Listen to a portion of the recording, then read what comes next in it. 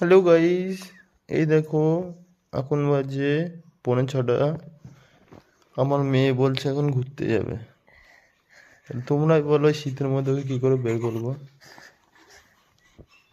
সেজন্য একটা চিল্লাচ্ছে, মাম্মা তুমি ঘুরতে যাবা, বাইরে যাবা, বাইরে বাইরে যাবা মাম্মাম? হ্যাঁ তুমি বাইরে যাবা আমার বাবা? বাইরে গেলে সব ঠিক হয়ে যাবে।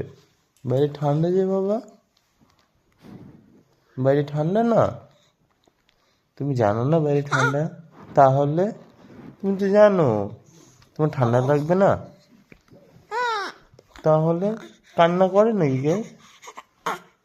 সবাইকে বলে দাও কেমন আছো, বলো আমাকে লাইক করবা, কমেন্ট করবা, শেয়ার করবা, বলে দাও।